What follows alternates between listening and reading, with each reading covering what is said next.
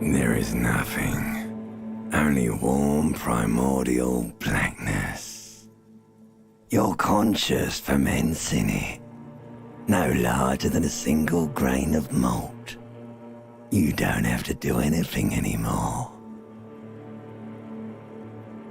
Ever. Never, ever. Never, ever, ever, baby. An inordinate amount of time passes.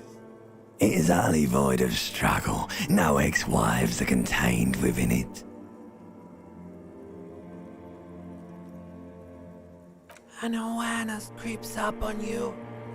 A mass lies hidden in your dead angle, soaking in some lurid acidic source. It's bloated and shameful, a ball of meat surrounding you.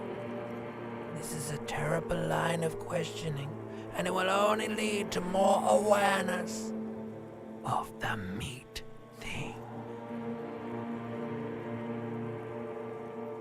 Ex-love, ex-tenderness.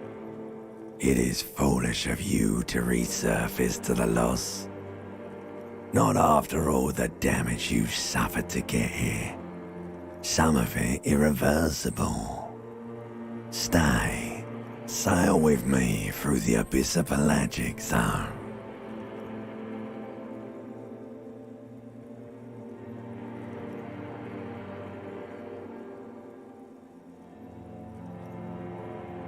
Do you really? You wouldn't like it if I told you what was back there. Why'd you think you had to bludgeon yourself into oblivion? Or did you not sense yourself marinating? Poured so much on yourself, got a bit carried away, did we, Chef? Fear and apprehension.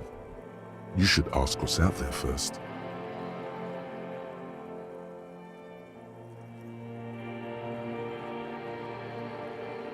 Yes, your one disco mother.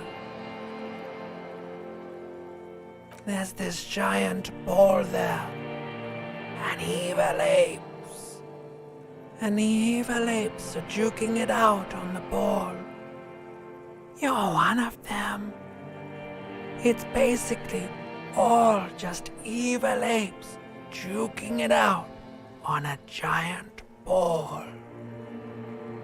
You can't even make out it's a ball when you're joking it out. It's that large. Infinitesimally small. Vying for resources is just a stupid expression you picked up somewhere. The part of the presentation you want to take home with you is this. You have to beat the other evil apes in the face, or you lose. Yes, it is. And you drowned in that sadness a long time ago. You lost.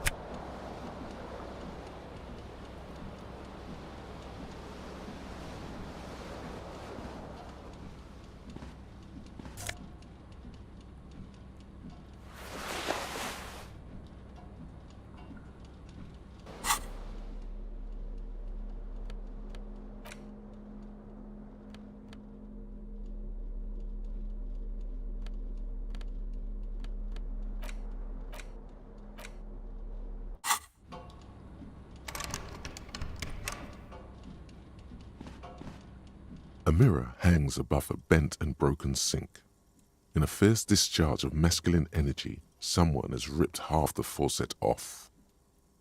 Hot water sprays from the base and steam covers the mirror. You cannot see yourself, just the outline of a man. Suddenly, you realize you have no memory of the face that awaits you there, underneath the soft vapor. As you slowly reach your hand towards the surface of the mirror. Abort. You clearly have not thought this through. You won't like what you see there, and you will never unbecome it. Yeah, there is definitely something wrong with it. Where to even begin? There is the bloatedness, then the swollenness. It's like there's an upholstery of alcohol underneath your skin.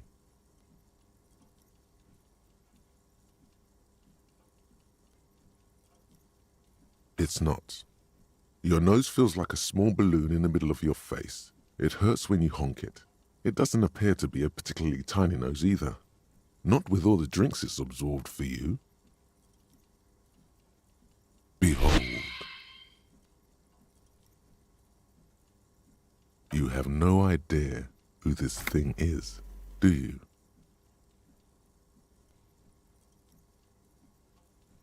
Too late. You clearly have rigor mortis on your face. Oh wait, is that an expression? Are you trying to make an expression with that face?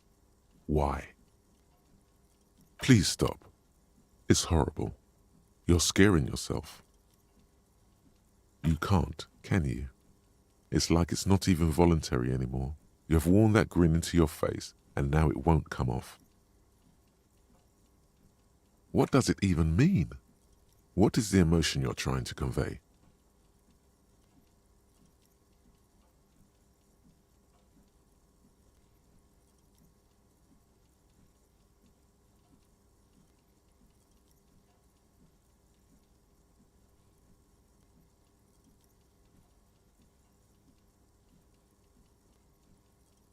You should check yourself for a pulse, because from here it looks like a cadaverous spasm.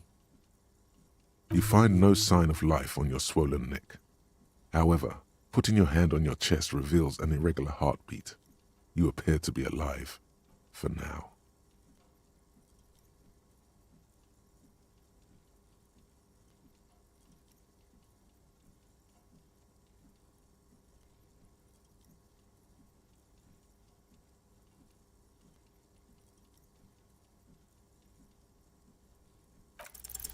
Like the rest of you, it comes from a bad place somewhere in the past.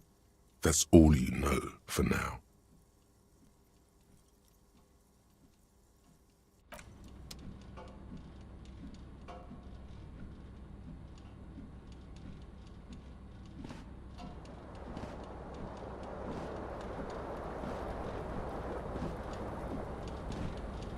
This fan has two chain pull switches.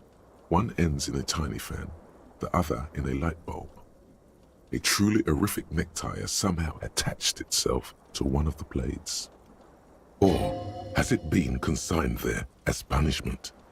You feel as though this creature is your friend and wants to reattach itself to your neck so that you may continue your adventures together in this strange world. The blades come squeaking to a halt. It should be easier to reach the tie now. You swoop up and catch the tie. Snap. It's released from the blade.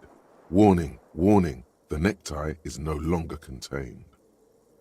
What you have in your hand is a fantastically colorful tie with 4 or 5 different patterns. The knot reminds you of a noose.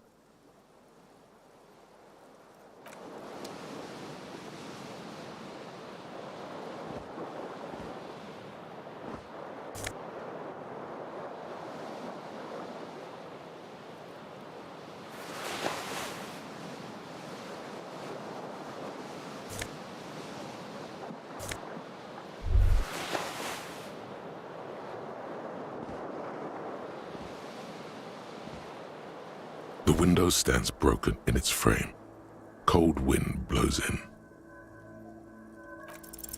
What do you mean, assess the damage? How would you do that? What are you even trying to do? The morning light hurts your eyes. It's hazy, but you see the ocean and some war-torn buildings.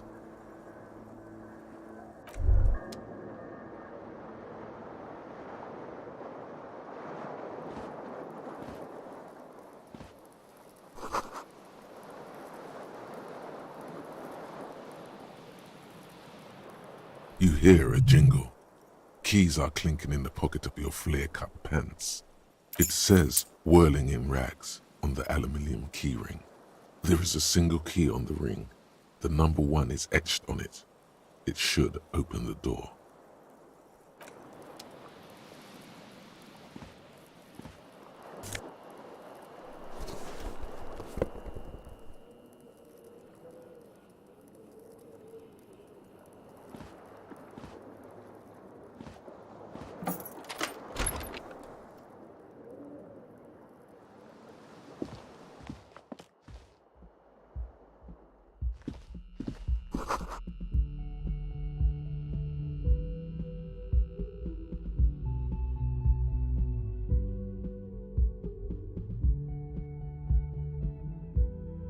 Hello, officer. The young woman raises a cigarette to her lips.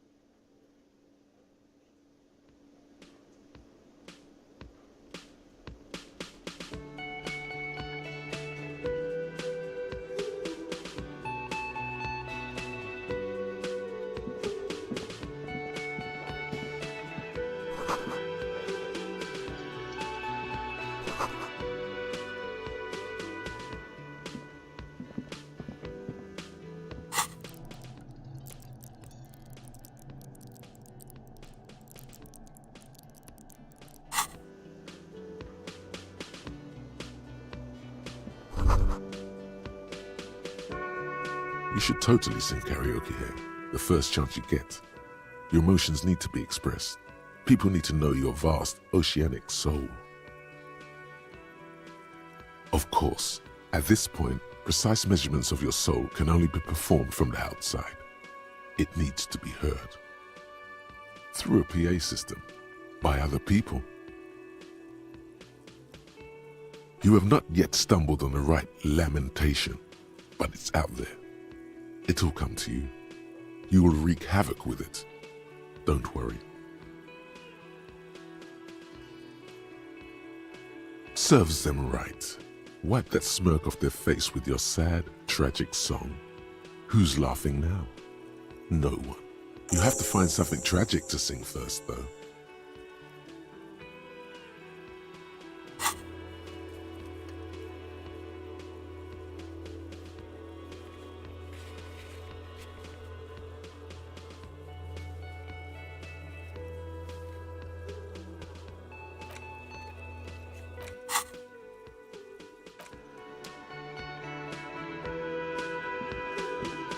A man in his late 20s stands behind the counter, inspecting a stuffed seabird. As you approach, he gives you a sideways glance, then looks down again. That was disdain in his eyes. Even now he's purposely ignoring you. A competent work of taxidermy. The white and brown seabird lies among piles of coasters and drying mugs. One of its wings broken. The man is trying to mend it. Looks like the bird was ripped off the shield that was used to mount it, most likely on a wall. Something about it makes you feel bitter.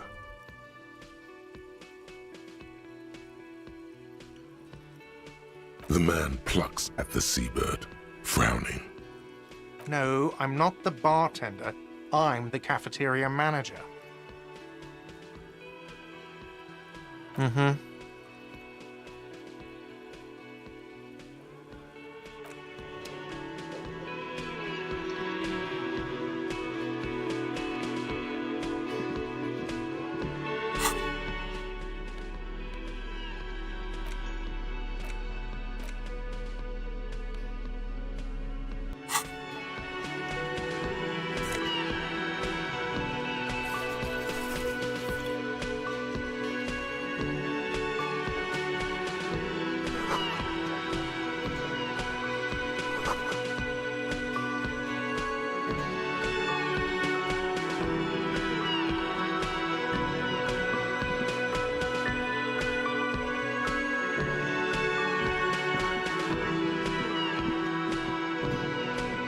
Hello, sweetie. You shouldn't keep your colleague waiting.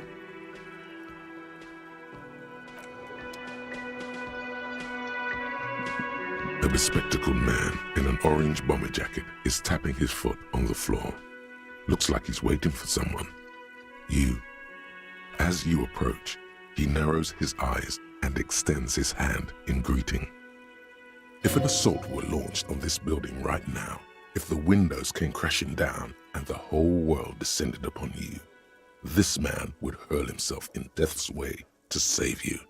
You are sure of this, but why? Hello, I'm Kim Kitsuragi, Lieutenant, Precinct 57. You must be from the 41st.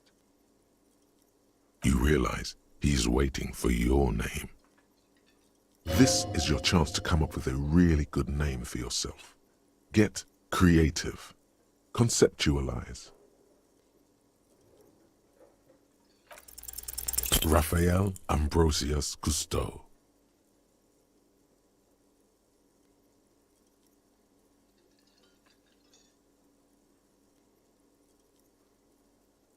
Yes, well. Not for a moment does he believe that's your real name. He casts it aside as an intra-departmental joke or a peculiarity he doesn't understand. It looks like we had a little scheduling error on Sunday. Saturday too, actually. Have you had time to talk to the manager here? Then we should ask him for a rundown of the area. Get me up to speed. I understand the scene is out back, right? It also wouldn't hurt to assure him the police are finally here. In full force, I mean. Have you mapped out the initial interviews? Okay, we'll have time for that after we take a look at the coroner's case. Have you removed the dead body from the tree? So, the body is still in the tree. This is the first time you detect a weariness in the lieutenant's voice. It is obvious he would have preferred for the body to no longer be in the tree. Where it has been hanging for 7 days straight. We should go there as soon as we are done talking to the owner.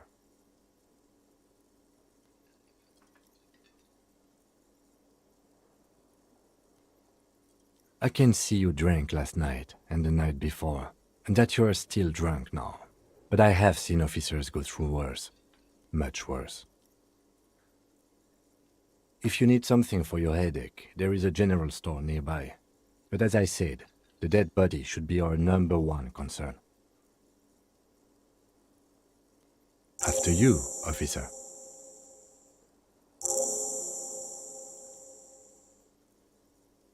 If you're about to embark on an investigation, shouldn't you have a badge?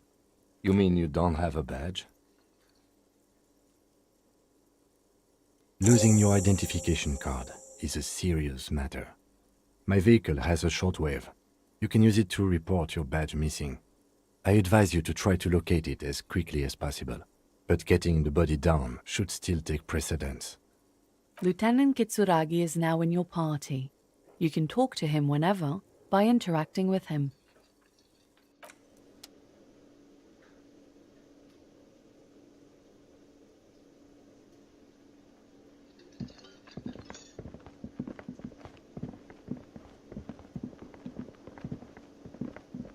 The man with the unimpressive beard notices you approaching. He drops the ledger he was holding and turns to the lieutenant. Mr. Gart, right? You run this place. Yes. I am Kim Kitsuragi from Precinct 57. This is an inter-district investigation, so joining me from Precinct 41...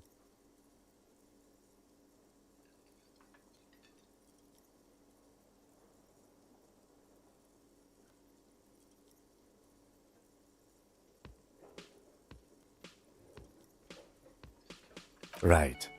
Now, I know it took us a while to arrive at the scene. It also took you a while to call us and report the dead body.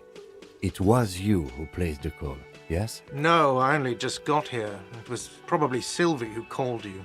She usually works the bar here. I'm only temporarily taking over her duties. Do you have her number? As a matter of fact, I do.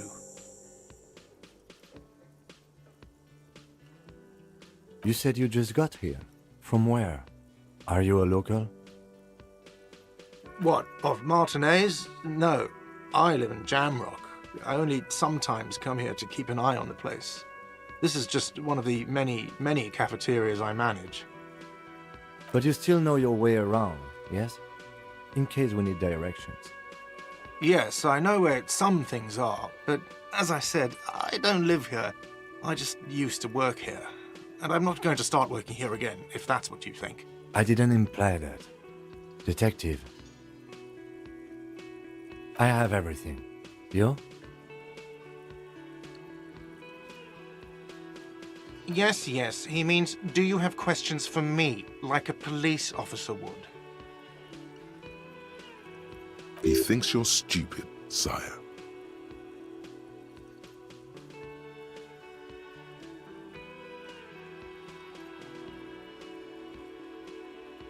Behind this building, there's a courtyard. They hoisted him up on a tree there.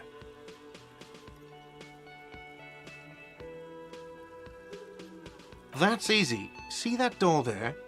First you exit through that. Then to your right, you should see a big hole in the fence. A really big one. You can get to the courtyard through there. No need for the keys. The hole is big enough for the Franco-Nigerian cavalry to fit through. Does he want you to feel guilty of making that hole? It's implied in his voice.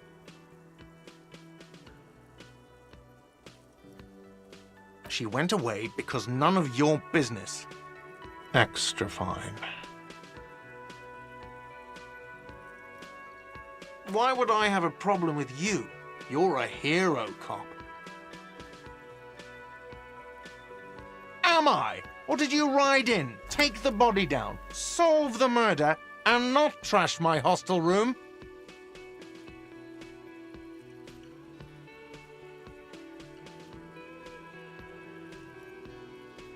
Oh, it's not.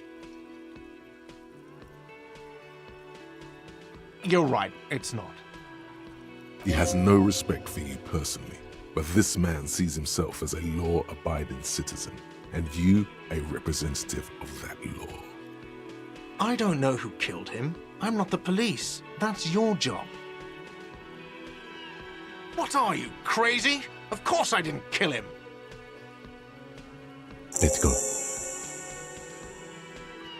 Not so fast. You owe me 130 real. No one is saying the multi-pattern necktie you found tied to the ceiling fan can talk. No one. It must be merely imagination. Let's bail! Time to push the eject button! Sounds like a responsibility! You don't like those!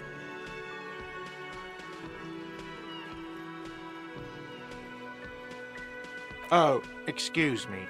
You owe me 130 real. The IIR, or Inter-Isolary Real, is the global reserve currency. Whatever part of the world you're in right now, it's safe to assume he means you owe him some money.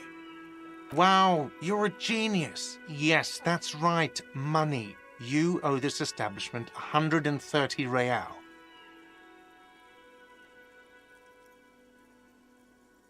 Who does that clown think he is? Arrest him!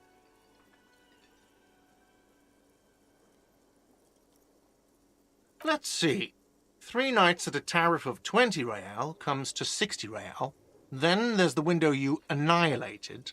The hole in the window was the first thing I saw when I came to work. So don't try to tell me you didn't. That will be 40 real in damages. Another thing you've annihilated is half the bar. You've run a tab of 30 real. Actually more, but we'll round it down to 30 for your hard work maintaining the stability and order of Revachol. That's 60 plus 40 plus 30 equals 130 real. And yes, real is still money.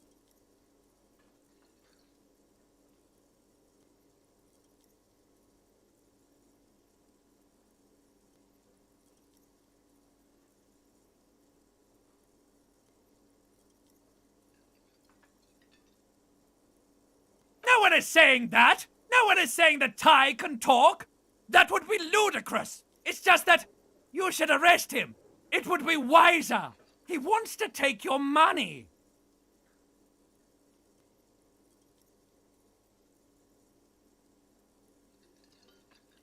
The lieutenant watches you fiddle with your horrific tie, sweat stains forming under your armpits. He puts his hand on your shoulder. If you don't have the money, it's okay. None of us are in this for the wages. That's cop 4. I haven't offered to pay because I don't have any money either.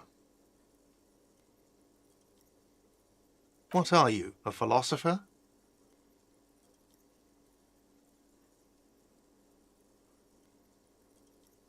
Money is what grown-up people use to pay for things. Things like this hostel room or 8 bottles of potent blend and 9 packs of Royal Extra. We use it for everything, really.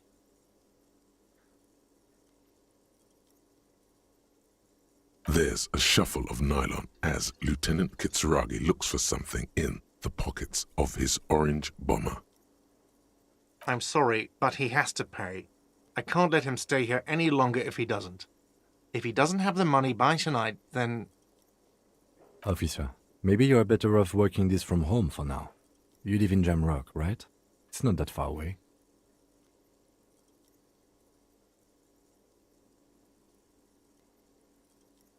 I'm sorry I couldn't help more. You should take this up with your station. I have a shortwave radio in my car, okay? We have to get this investigation started now. Good luck.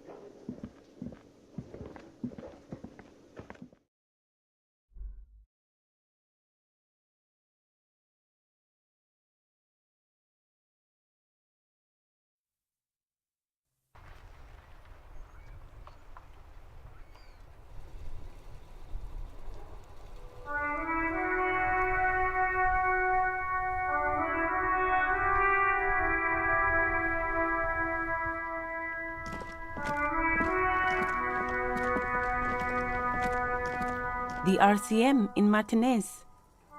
What can I help you with? Of course. What can I help you with? Me? I am just a gardener. I am pleased to meet you too, officer. Of course. Where to? It's just water. No, actually, I think they call it the Martinez Inlet. There are some islands in the bay, but they're hard to reach. What do you mean? Yes, sir. District of Martinez. This intersection is called Roundabout North. He knows where we are. He just wants directions.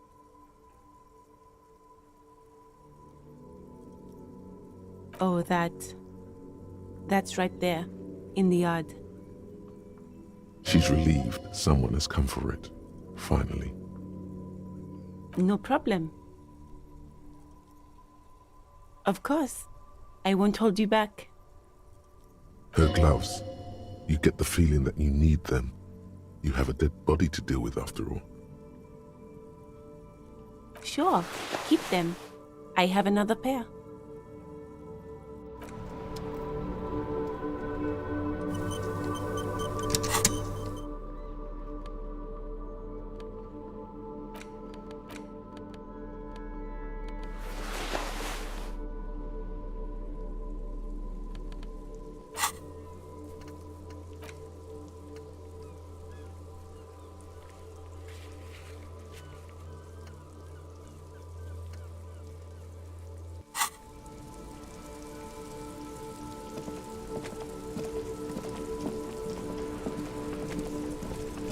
Before you stands a motor carriage. The bodywork is covered in blue and white livery, bearing the number 57. Vapor emanates from the large engine on the back of the vehicle. It hasn't had time to cool off yet. This must be the infernal machine that tore you from oblivion. In the cabin, you are welcomed by a set of steering levers, a radio microphone on a hook, a pull-out toolbox under the seat, and the soft glow of the fuel preheater gauge. The frequency tableau lights up, and the green button labeled Prime Line glows like a feline eye. And then you hear something. The soft purr of electrical kittens, radio waves cast far and wide over the metropolis. A woman's voice greets you through the static. This is Precinct 57. Hello, Lieutenant. How may I assist you? Hello, Alice. Please assist our colleague from the 41st precinct here. I'm putting him on.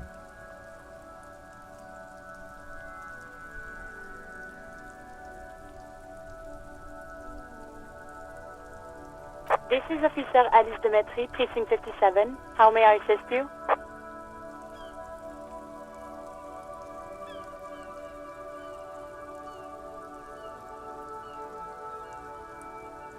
Just a second, officer. 10-2, 10-5. This is 41st. Come in. Over. A scrawny old man sits in a dusty cubicle, smoking, with a large white rectangle sewn on his vest. In front of him is a box-shaped apparatus with an array of wires and antennas. The radio switchboard. 10-4, what's your status? Over. 10-18, 10-20, over. 10-18, 10-20, over. State your message, sir. Over. 10-9, repeat message. Over. 10-4, message received. This is a very serious situation. I need to 10-22 the captain. Over. Is it him? What does he want? Says he lost his badge and needs to report it. He what? He lost his badge? Who lost his badge? Dick fucking Mullen. Who do you think? It's Officer Dick Mullen from the bestseller Dick Mullen and the Lost Identity. Dick Mullen is not your name. It's the name of a fictional detective who would not lose his badge.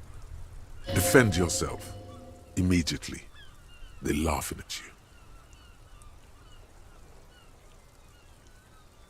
He says this has probably happened to other policemen before him and laughs sarcastically.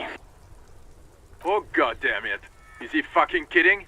The whole station's gonna be dicked for this.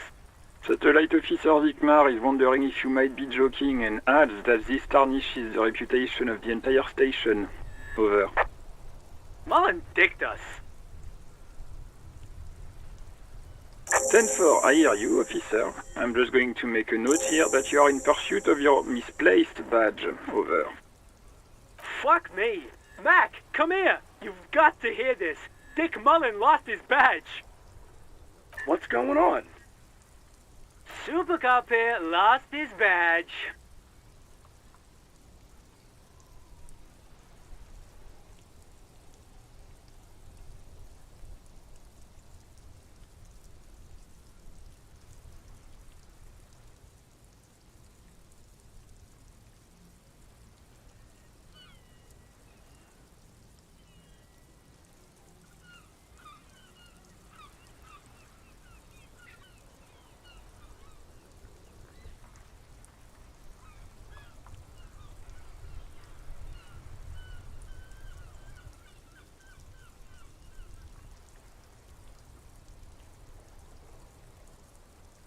He lost his what now? His badge. He lost his goddamn fucking badge.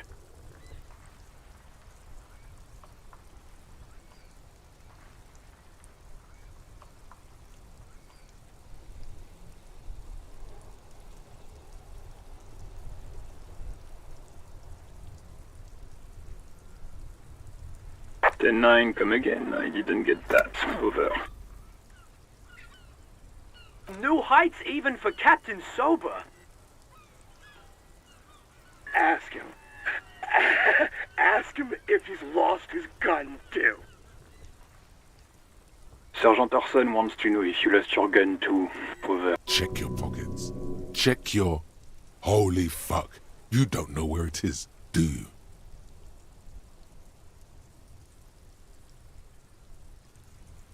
Okay, it's gone. Your gun is most definitely gone. Don't sweat it, Bratan. You don't need a gun to have fun. We can still have fun. It's not all over. 10-9, come in, officer. Did you get my question? We were wondering about your gun. Over. Lying over the phone? It's easy. Just say it like it's the truth. And then it becomes it. He says he didn't. Thank God for that. That would have been a nightmare. I don't even want to imagine the poor prick who has to relay that kind of news to the captain. Losing his badge is bad enough. Tell him to find it, and fast. We can't have some gangbanger running around with it. We're all glad to hear you've not lost your gun, officer. You need further assistance? Over.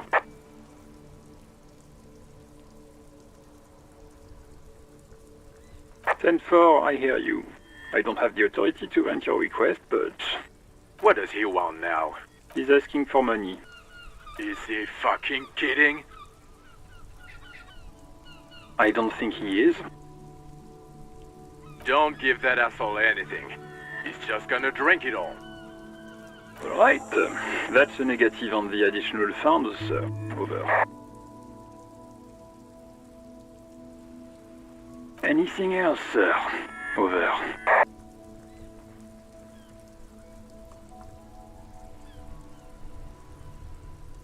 Roger that. 10-10. Over and out. 18 kilometers to the south, in the 41st Precinct's relay booth, a small crowd has gathered around Communication Officer Jules Oldboy Pidier, around a dozen cops. The small room is filled with cigarette smoke, abuzz with laughter, when Officer Judith Minot enters. Her left arm is in bandages, and her hair trimmed short. What is going on here? Did something happen?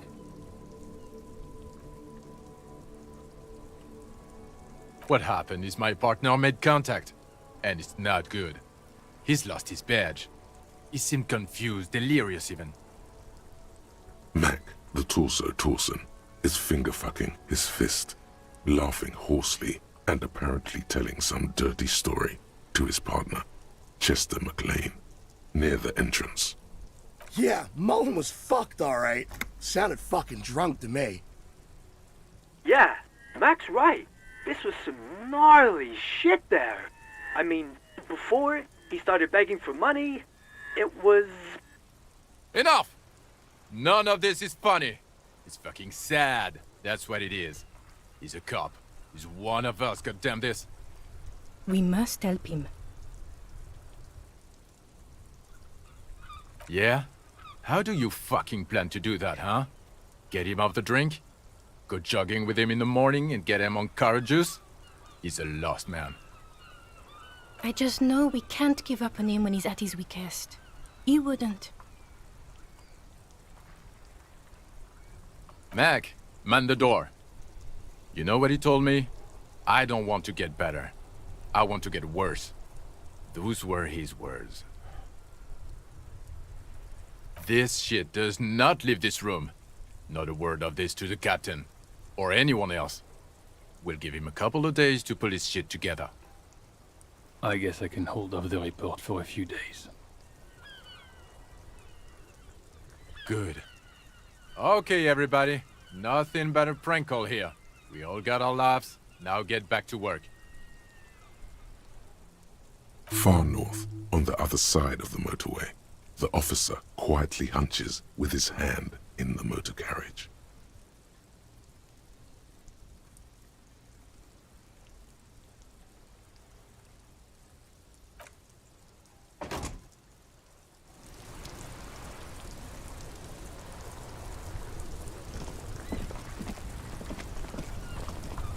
I am a gander and a hunter and a gatherer. Feel like a traveler. A simple little cadence. He seems to be making it up as he goes. From another planet. Hey there. It's the jam, my man. It's a traffic jam for the ages. Harbor gates up the street are shut tight. No explanation given. Workers on strike, scabs agitating, an all-around clusterfuck. Meanwhile, we're all stuck here in long-haul limbo for days upon days upon days. Upon days. Feels like forever.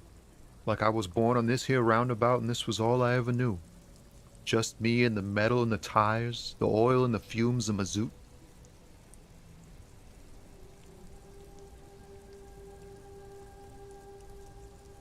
Everyone's a critic, man. It's okay. I've been here a whole week already. So tell me, what do you need?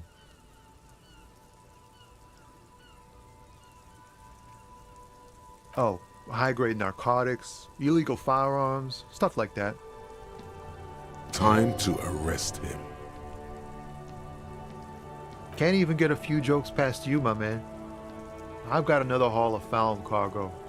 Mostly sporting goods, tracksuits, and that kind of thing. They usually get shipped to Grad in the Occident, though we've been making headway in the Il Moran market lately.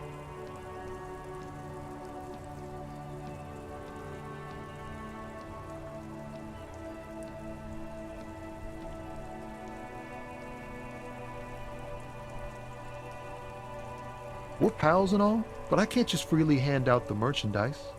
The bosses won't be happy.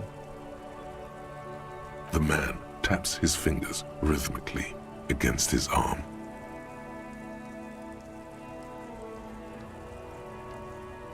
He ain't one of us drivers. I know that. All accounted for.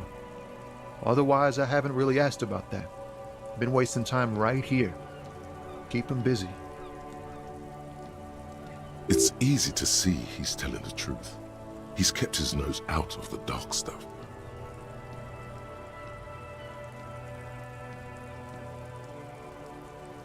Analyzing the fundamental structural and psychological conditions of being stranded in the midst of a sea of motor lorries and their sad, despondent chauffeurs. A sense of surprise there ain't more bodies hanging from more trees. Don't be a stranger.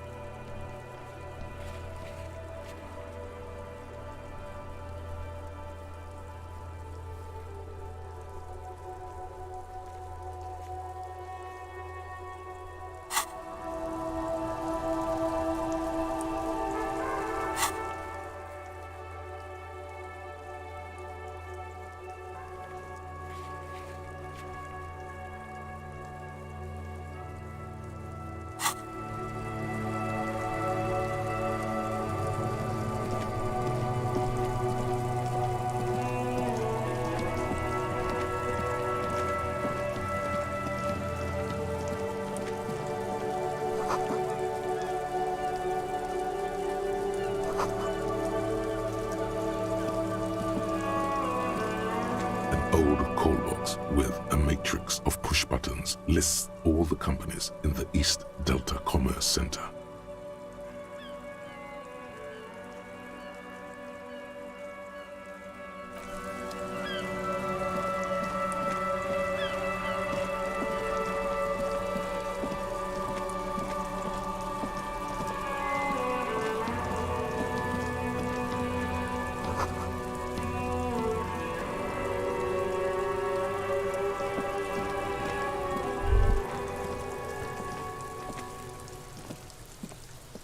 Kuno's got this!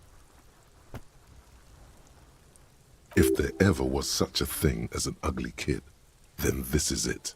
He's almost exquisite in his ugliness, like a gremlin. Oh yeah, nappa gumpy,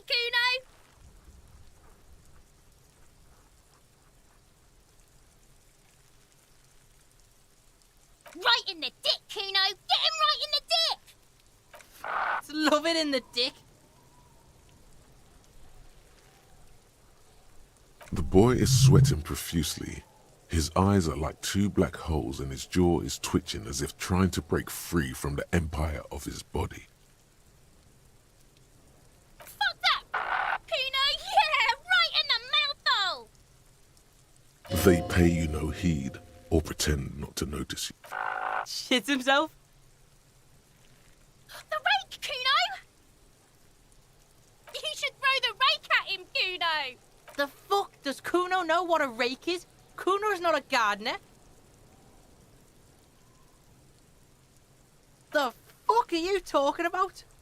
He's calling us Kuno! He says we're fucking each other! Alright, entertain the Kuno. Show me what you got. What you got there? What you got, huh? Show me what you got. Right, pig. This is where Kuno plays with his little wooden choo-choo. What do you want with it? Yeah, whatever. Kuno doesn't give a shit.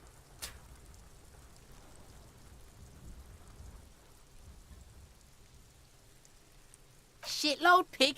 What's your question? Don't tell the pig shit, Kuno! If I were to want to waste my time, which I do not, I would ask them who he is, how he got there, and the usual.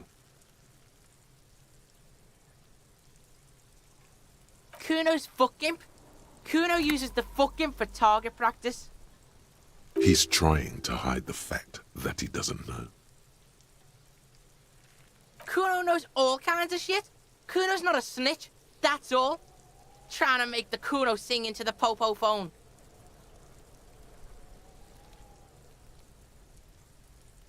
Probably climbed. Kuno was busy down the road when that shit went down. You heard Kuno. Kuno wasn't even in Martinez. Kuno wasn't in Revachol. Kuno wasn't regional. I don't know. Some fucking... Mesk or I don't know. Some other place. Night City. Kuno was in fucking Night City. Kuno gives this info out on a need-to-know basis. And you don't need to know. Kuno didn't smoke the gimp, if that's what you meant. Just a couple of pigs sniffing around in the dirt. That seems pretty fucking suspicious to Kuno. Yeah, you tell the faggoty, Kuno! You're testing Kuno's patience here. Get lost,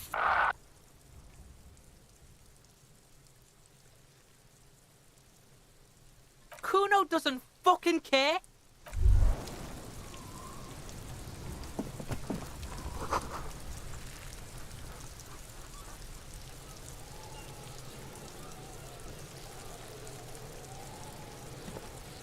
The corpse looks at you with bulging white eyes.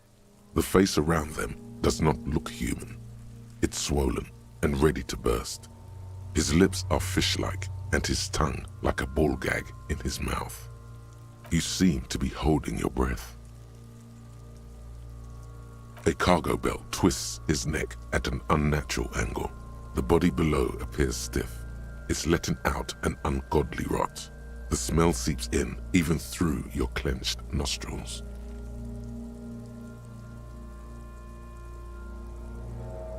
Active decay. It's okay to throw up, officer. No one is judging. He's about to blow!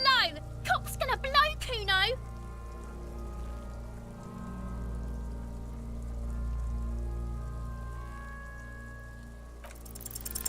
The smell is repulsive.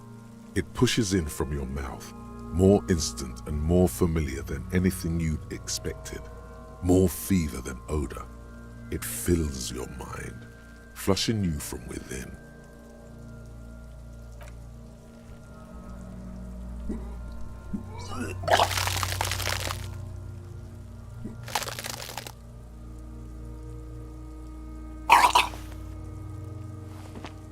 You feel a great force ringing from your stomach. Your body curls and pushes it out, burst by burst, until a pool of vomit lies under your feet and your throat stings from the stomach acid. It's okay. Happens to everyone. Keep it. The hangover is clearly making this worse for you. You could use some ammonia to clear your head. If you can handle the headache, some officers use it to deal with cadaverine odor.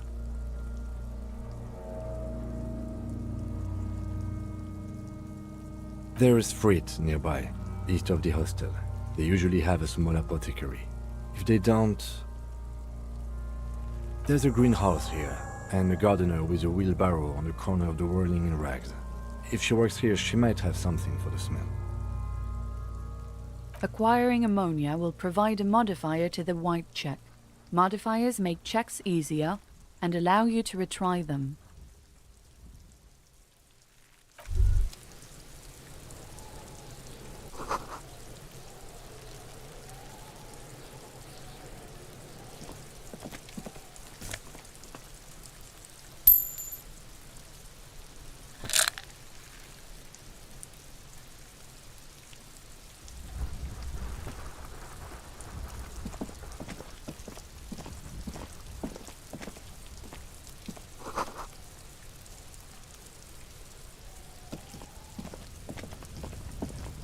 An inconspicuous pile of the roofing material, Eternite. Because it's nice and orderly, well-laid pallets, easy on the eyes. No, there's more to this. You get this strange feeling. Hard to say. It's gone now. Feelings pass, you see, especially the small ones.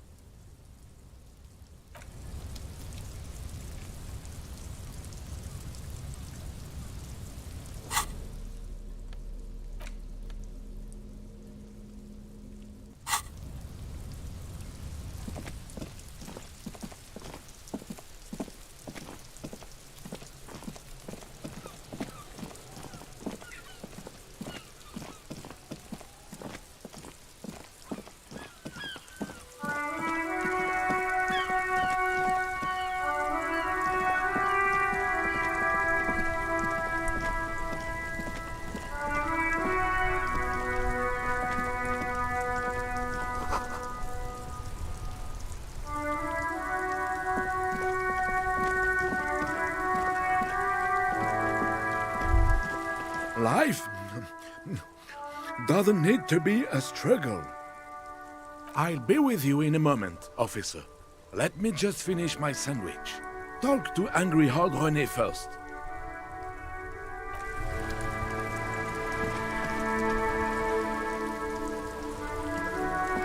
Have you no shame? Whining about your back every time you bring out the measuring tape. René, you're a man with a fork in a world of soup. Please, let's just try to enjoy the game, all right? I'm trying to, but you keep breaking my concentration. You're old. I can see that. We're both old. Now stop grabbing your ass like it's a girl. These manly men are playing balls. This is a ball game. Grab a ball and play it. Don't ask questions. Shoot first. Ask questions never. That's the spirit. Don't even waste your breath asking about the game. They wouldn't know anyway. They're way past their prime.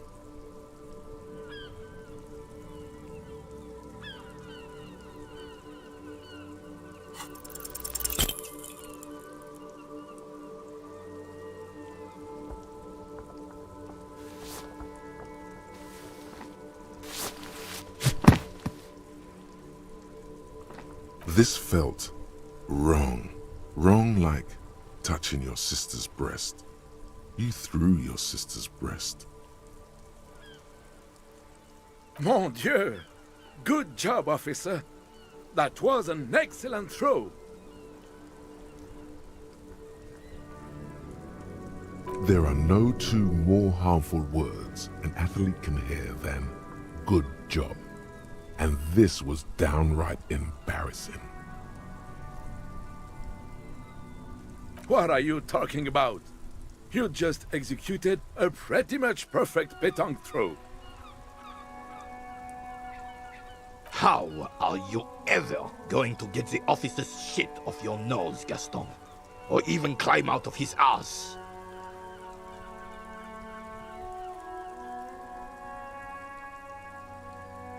Right. Was the demonstration it? Or do you still need something from us, officer? Yes, officer. What do we need from this gentleman? Unfortunately, I don't. Unlike most of the locals, I have no qualms about assisting law enforcement. But this affair has passed me by completely. In Martinez, the union is the law. So can you really blame them? Cop is a pejorative term. I don't have a problem with policemen. On the contrary, I admire the effort to bring order to our streets. If I knew, I would not be afraid to tell you. I simply don't.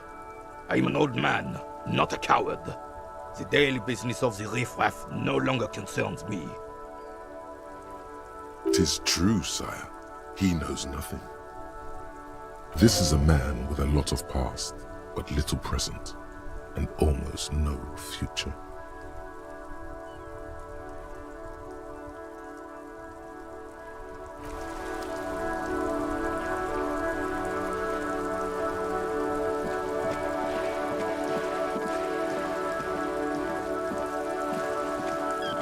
Hello, sir. Step right in. The store is open. Are you interested in a new and exciting book? It's a bookstore, sir. We sell books, postcards, and some board games. It's called Crime, Romance, and Biographies of Famous People. Whoa, whoa, whoa, whoa. Hold your horses, little girl.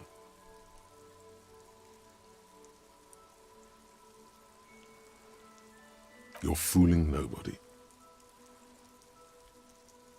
Sir, are you okay? You've been standing here silently for a while now.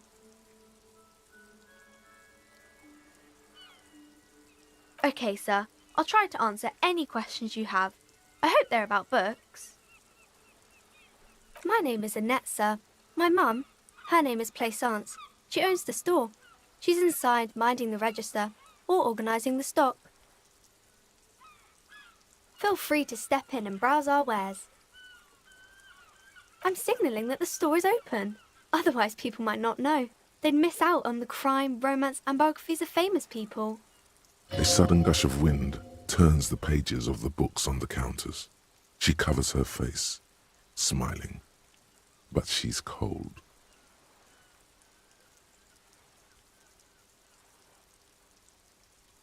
Oh, no, sir. I'm happy to help Mum by luring in customers. Besides, I have some hot juice in my vacuum bottle to keep warm.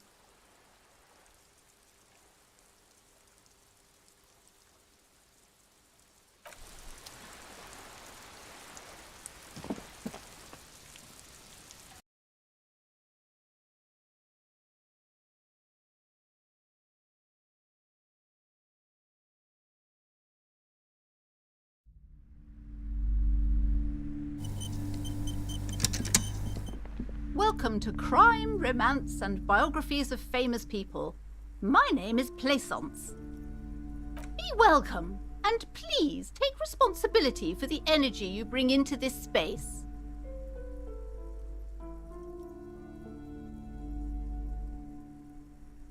I am the proudest owner of our little shop of culture.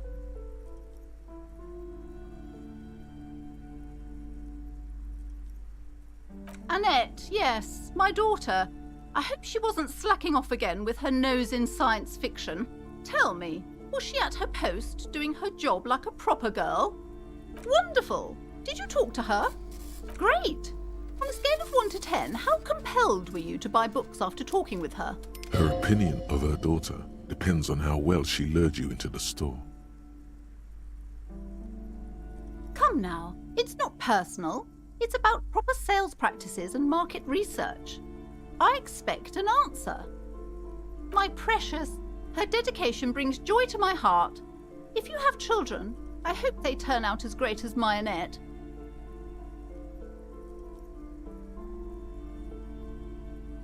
The woman before you scans the store, her shoulders rigid and tense.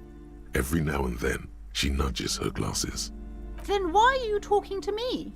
Everything is on the shelves to browse. Don't you feel compelled to buy anything? See those shelves there? Go, be drawn. She smiles and nods, seemingly relieved.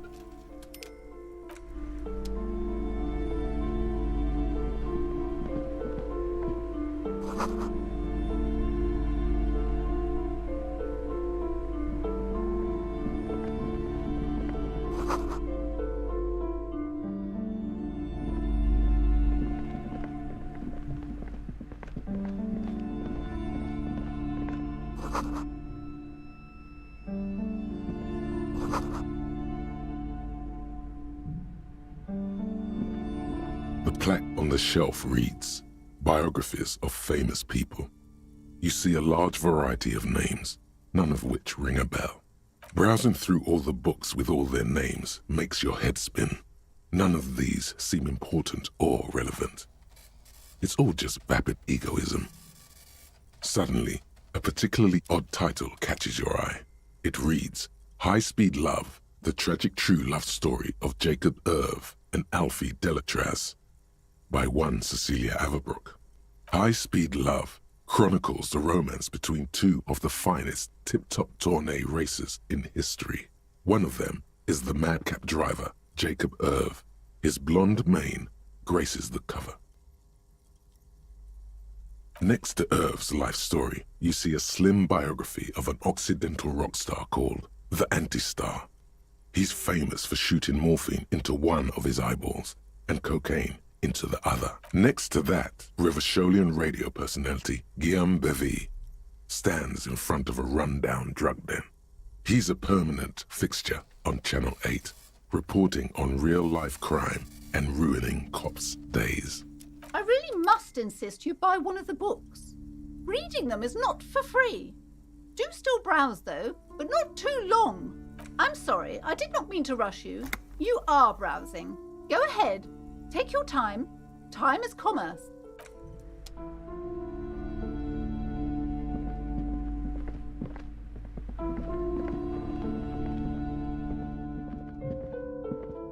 You see a set of tattered curtains blocking the way to another room. A strange cage-like trinket dangles from the curtains. Excuse me, officer. The back room is strictly for employees only.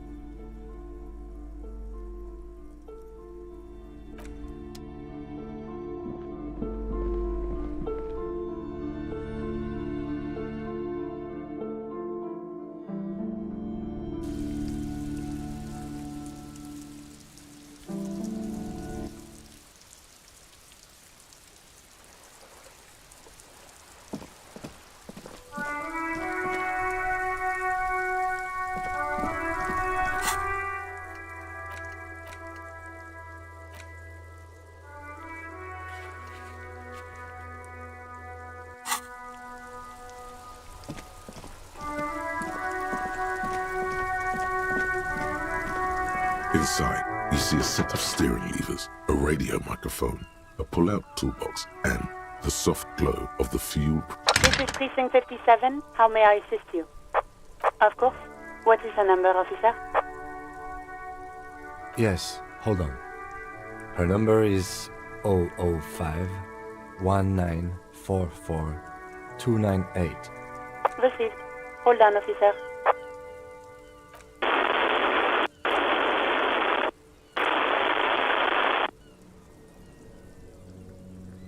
Give it a minute. She might be busy at the moment. Takes a bit to get to the phone. Just wait. Relax.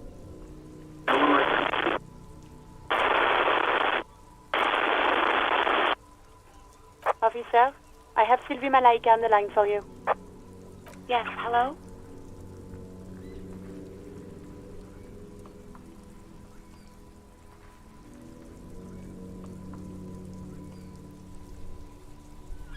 Oh, right.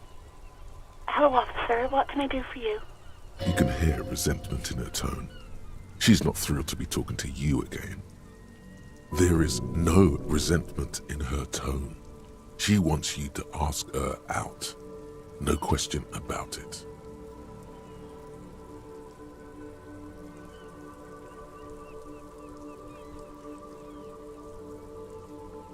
No, not me.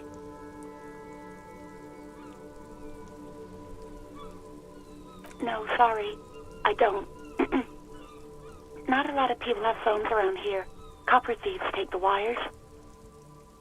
People don't have the money to have the cables put in again. They use the Union's phone, or the one on the coast. It was someone else. We'll find them sooner or later, officer. It just might take a while. Yeah, go on. You mean, why did I leave the bar?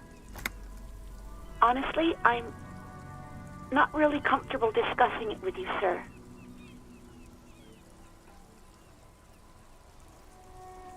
Maybe, I don't know. I just know I have to take some time off right now. Yes, I know who you are. You're a police officer. The law. Oh, no, I haven't, sorry.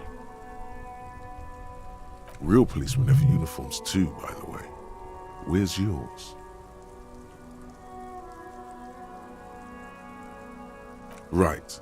It's better to not ask too many questions, lest people start thinking you're a cop or something.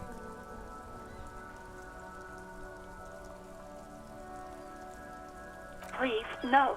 Not this again. Everyone saw your cool gun, detective. You were trying to impress some people with it. Everyone was eating, and you were waving it around in everyone's face, begging them to describe it. You said it calms you, and then you started making suicide jokes. It got pretty graphic. Oh, those again. I have been trying to wean you off them. You know, when you put your gun, your actual gun, on your temple and pretend to shoot your brains out, off of that, people don't like that. Some poor sod was trying to eat his pudding while you were screaming, spit flying, imitating the mercy shot right next to him. Spat some in his food. I don't think he touched it after.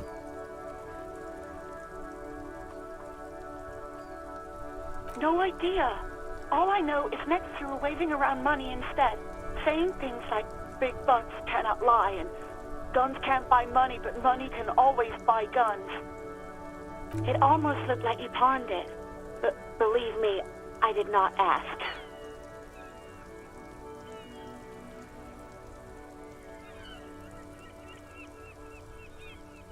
I do hope so. Please, don't call me again. Bye. No, she doesn't have a problem with you. It must be someone else she's angry about. Some other guy. Like God.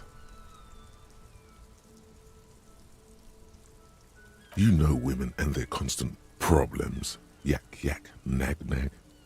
How's one supposed to get the love going like that? That's where you step in. You're Lieutenant Love, matchmaker extraordinaire. Help the poor girl out, lest she turns into a spinster.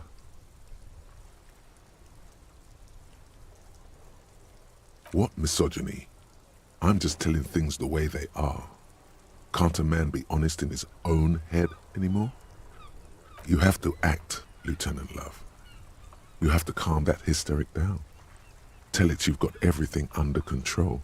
Then go and have a little boy's talk with God himself. Think you can do that, Lieutenant Love?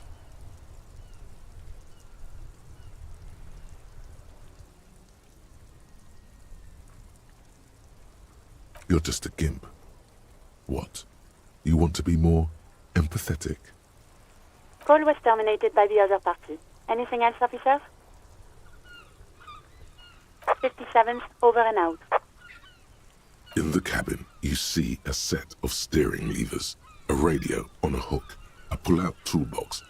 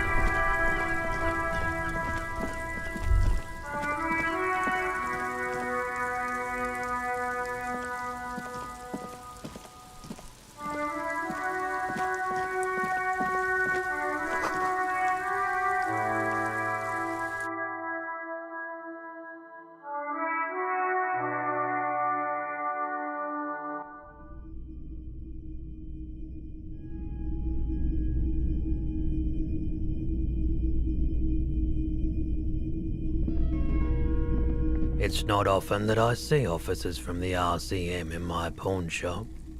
What can I do for you? His courtesy is not insincere, but he prefers being alone with his projector, just watching the movement of light across the walls of the shop.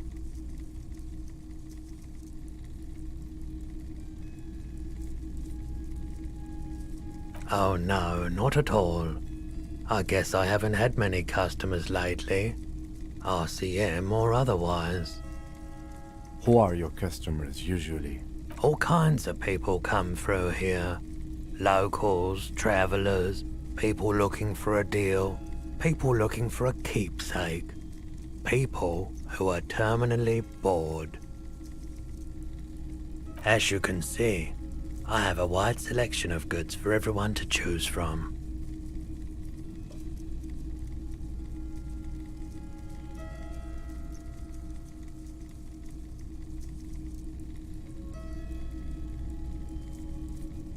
It keeps me entertained. Entertained? He might be high. If he is, on what?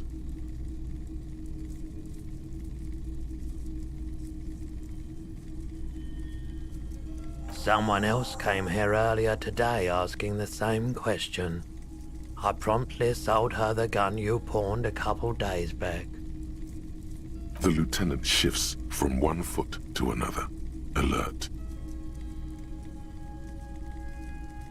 She didn't seem like a policeman, although she kept referring to herself as a pig, which was odd. I found her interest in the gun a bit obsessive, but I was just happy to get rid of it, and of her. Truth be told, she was terrifying. Right, so let me get this right. You sold your sidearm, issued by the citizens' militia, and now a civilian is running around the streets of Martinez with it? Miraculously. His face does not reveal what's happening inside.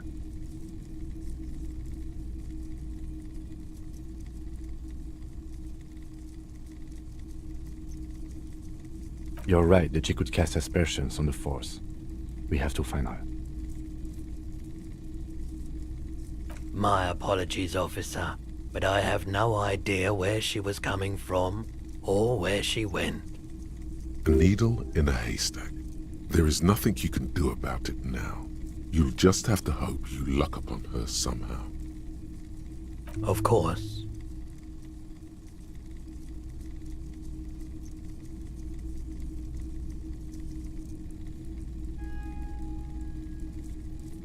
I doubt it, but I can try and answer any questions you may have. I do my best to keep my distance from all manner of butchery. Bad for business, bad for everyone.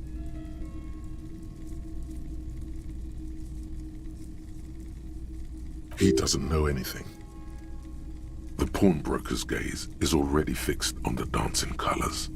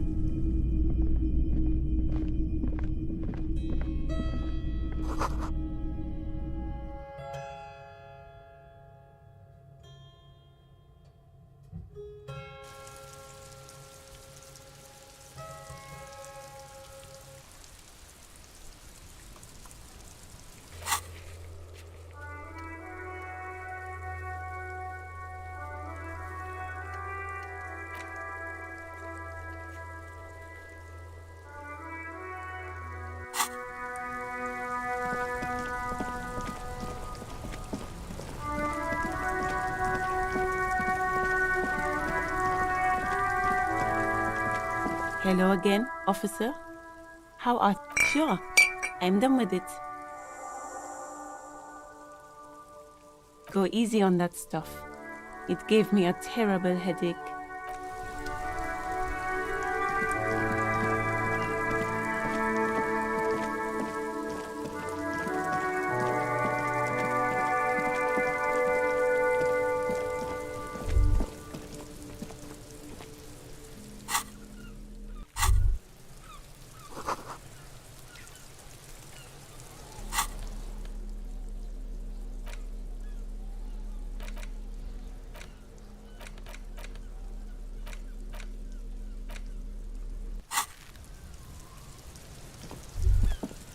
There he still is, looking right through you with his white eyes. The body below is entirely dedicated to that corpse smell. Emitting it is all it does now.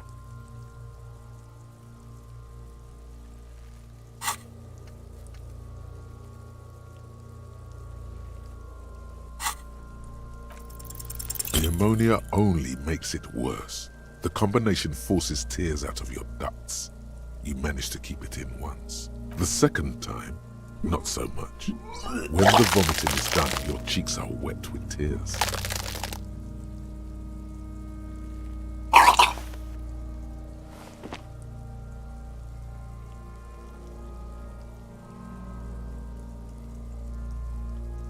Are you okay, officer? The weight is reassuring, like a crenel on solid fortification. Pat, pat, pat. You're facing tough odds here. It's aggravated further by alcohol withdrawal.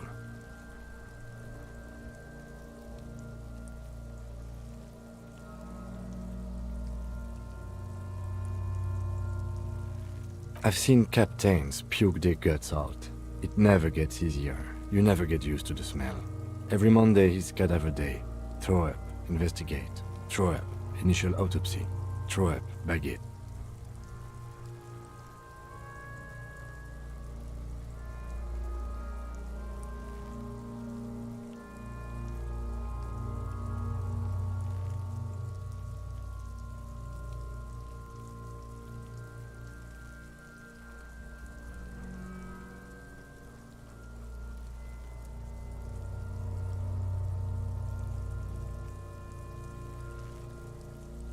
Then drive to the station. Maybe throw up on the way there if you didn't bag the thing tight enough.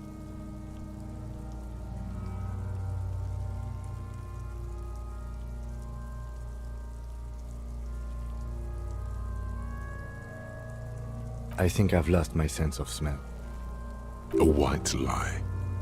Not being hungover helps too.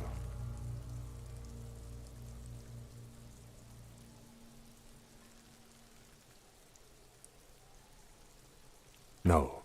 This is a two-man assignment because it needs 2 officers to complete. I need your help. You need to get your shit together. We should go talk to the locals. Find something else to do while the wind changes. It's pretty bad right now.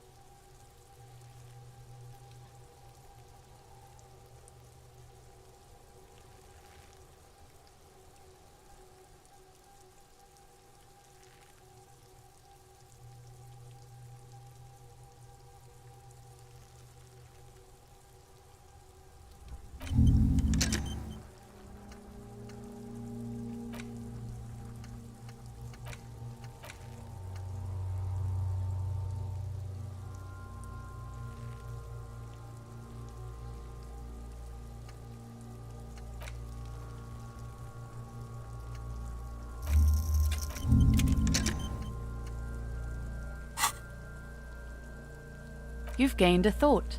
When this dialogue is over, go to your thought cabinet and internalize it for special bonuses and effects.